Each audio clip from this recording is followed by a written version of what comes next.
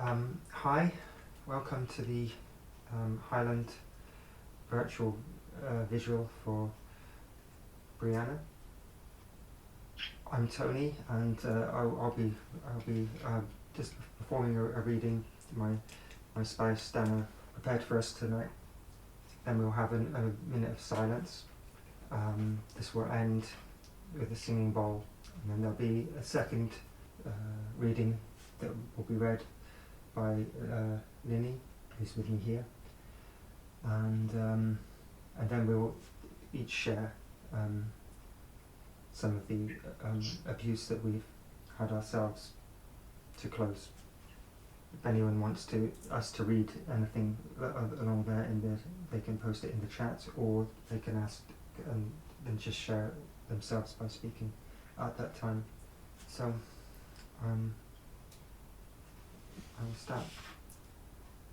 We are gathered here tonight to honour the memory of Brianna Ghey, celebrate her and mourn her tragic death.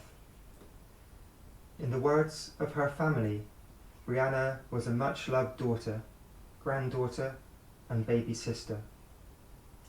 She was a larger-than-life character who would leave a lasting impression on all that met her. Brianna was beautiful, witty and hilarious. Brianna was strong, fearless, and one of a kind. We may not have known her personally, but we do know what it takes to be out as a trans person in modern-day Britain. We know how much courage it takes. Brianna wasn't only out and proud, she was also there for her trans and gender non-conforming siblings, provided much-needed support and encouragement. This shows her to be loving, caring and motivated. She was the change she wanted to see in the world. Her death is a great loss, not just to her family and friends, but to all of us. The world would have been a better place with her still present. We will miss you, sister. Rest in pride.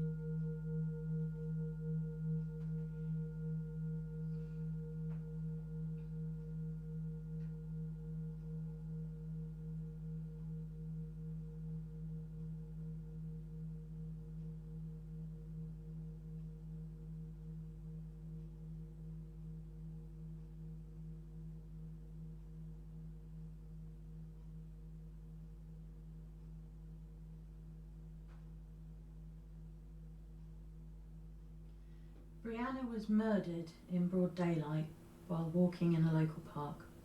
Before her death, she experienced ongoing transphobic bullying. She lived in the same toxic environment that we get to experience ourselves. Her family concerns over her mistreatment were ignored, dismissed, and not acted upon. If this was not the case, perhaps she would still be alive. The culture of hate is compounded by everyone who stays silent, who looks the other way, who pretends that trans and gender non-conforming people are not targeted by fascists and extremists in the government, media and everyday life. Everyone who downplays the fundamental risks and the scale of the problem contributes to deaths of trans people. This is a call to our allies to step up and step up your game, and to those on the sidelines to join our fight. We need you. We also want this to be a warning to those of you who aren't personally targeted by the far right and the so-called gender critical movement. If you do not make a stand now, you will be next. Fascism starts with small acts of hate, with scapegoating a chosen minority, but it doesn't stop there. If we let it grow, it will eventually consume us. To fight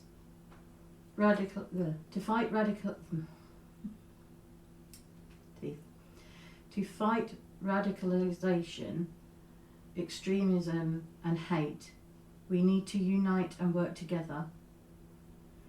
We can only do this if we as a community listen to marginalised voices both within and outside. Hate takes on many shapes and forms. Transphobia is a global issue. We call on you to please be inclusive and think about power dynamics at play.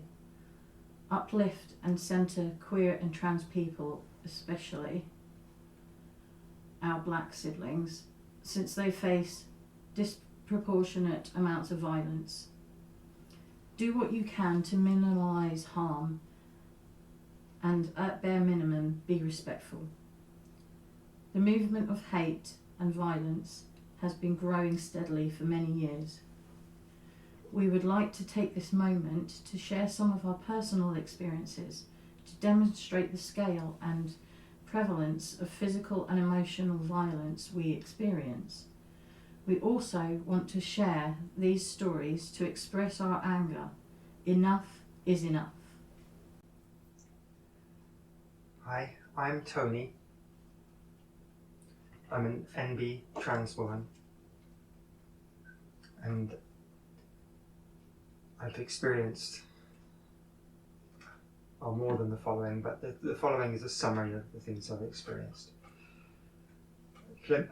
Norwich, 1990s, attempted rape by a chaser when I was first out as trans.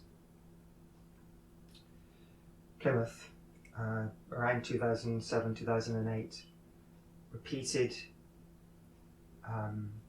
verbal abuse from children and teenagers in the street, and also an attack outside of a nightclub with myself and a couple of other gender non-conforming friends, punched by a guy that just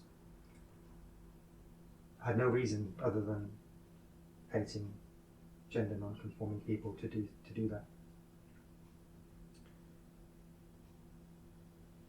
Hello, my name is Lynie and I'm non-binary. I'm a non-binary lesbian, and this over the years has caused me to experience the odd verbal abuse from people who see me as non-conforming and see me as being not right in their eyes.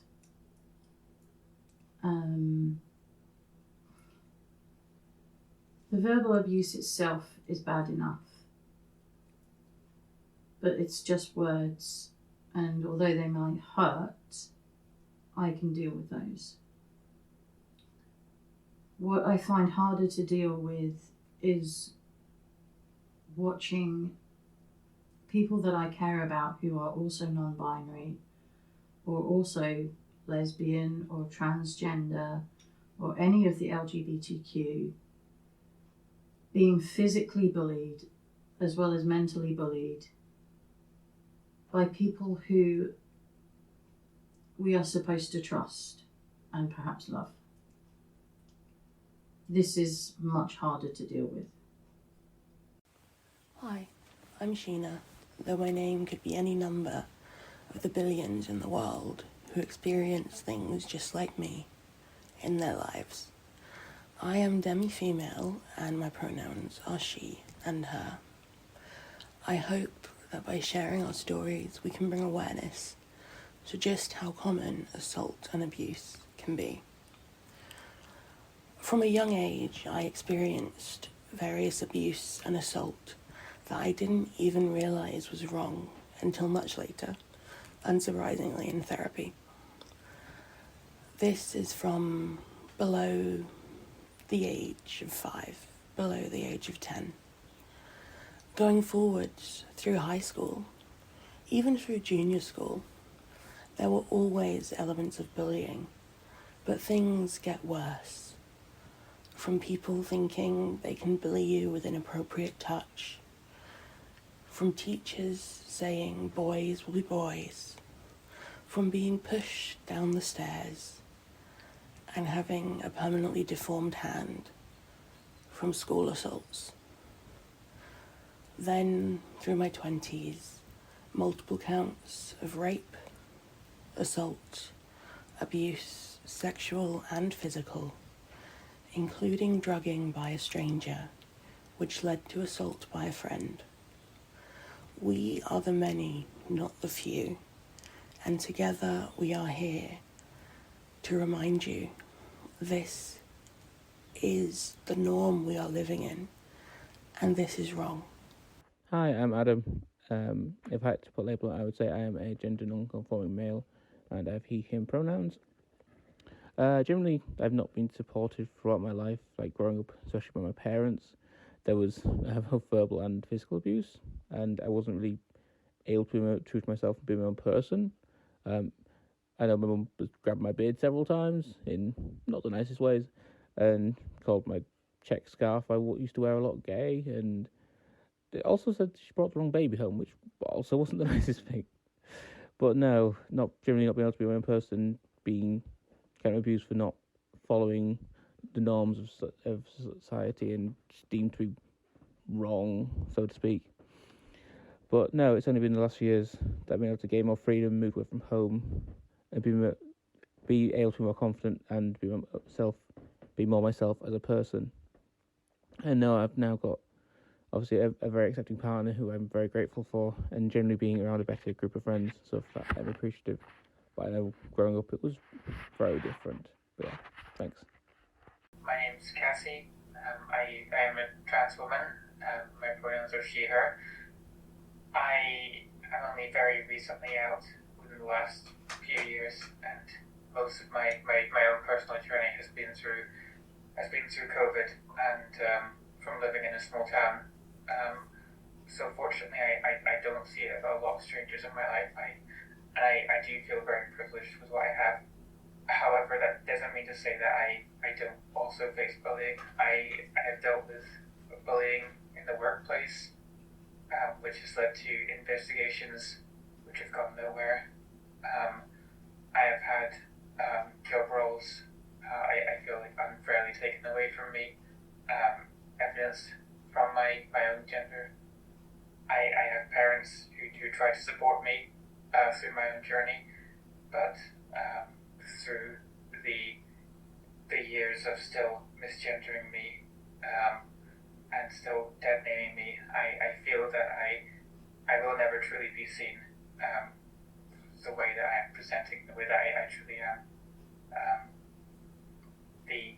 The most scary thing about all of this is that this could happen to anyone, and it's our duty to try and help the trans youth, to try and, whether it's physically youth or people who are early in their journey, those who are far further along in their journey, to ensure that this cannot happen and to try to prevent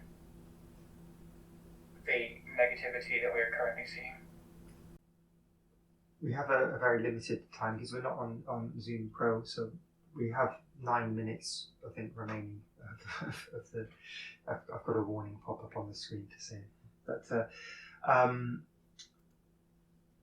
I think we're done now, unless anyone else has something they would like to say. I'll just give you a brief time to put your hand up or chime in. I just want to say thank you very much for holding this online. Okay. I saw all the vigils and you couldn't get to any of them. Mm-hmm. So I just want to say thank you. Okay, that's good. I'm glad I was able to write the service. I know a lot of us here today. I might be able to attend the Inverness one tomorrow, but I know some including my spouse, might not be well enough. So I know there's multiple people who can't attend one in person and would like to. And I hope this has provided that.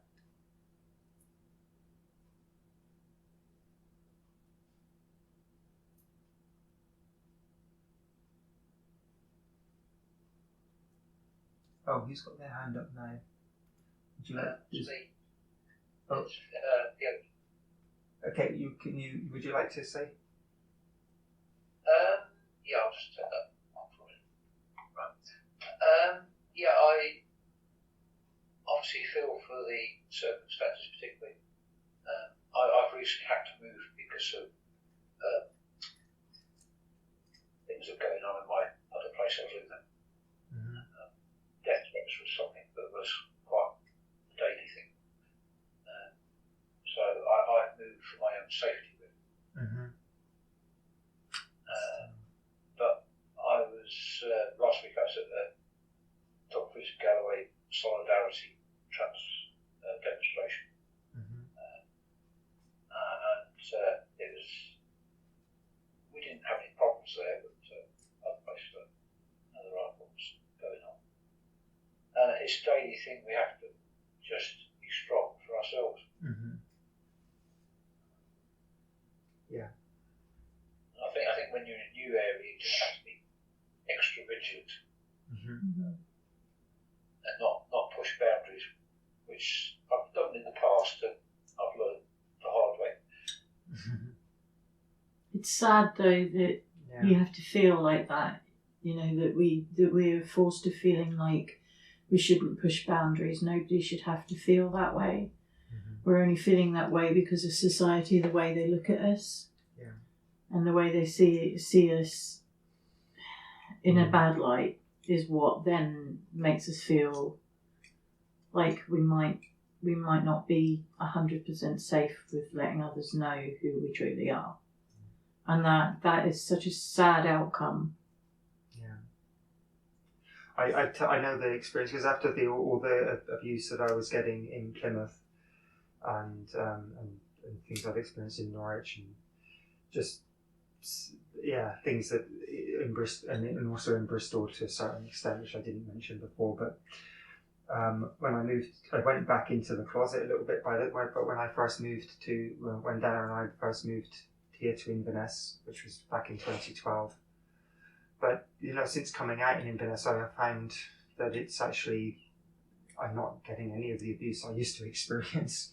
For whatever reason, I don't know, but I know some people have experienced things here, and I'm not trying to say that it doesn't happen here. Of course, it does, but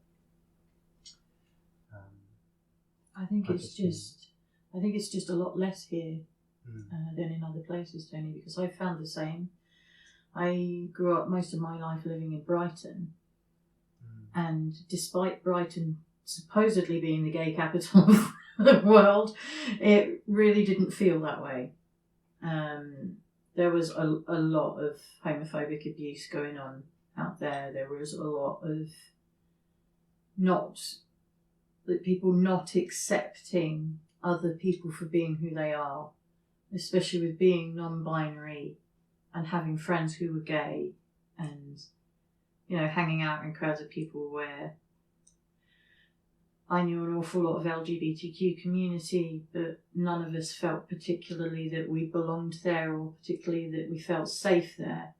And it wasn't until I moved here to Inverness, I trod very carefully to start off with because it was a new place and I wasn't sure, but I found out so quickly just how much more accepted I am here than I was down in Brighton.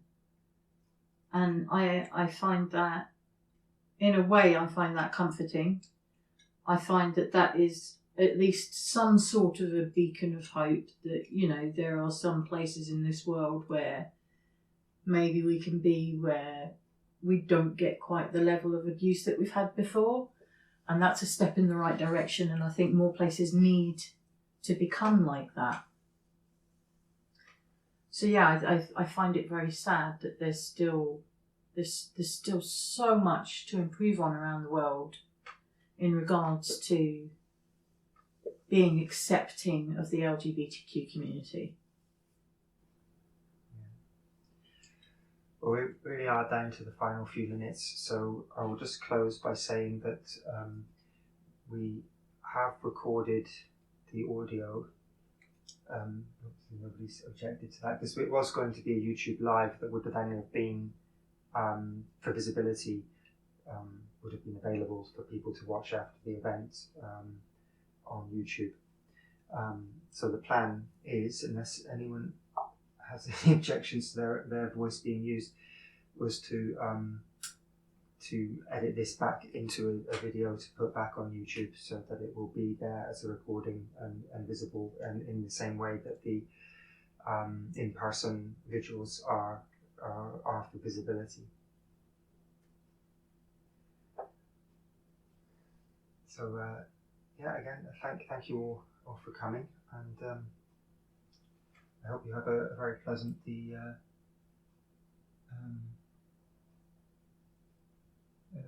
very pleasant rest of your evening and weekend.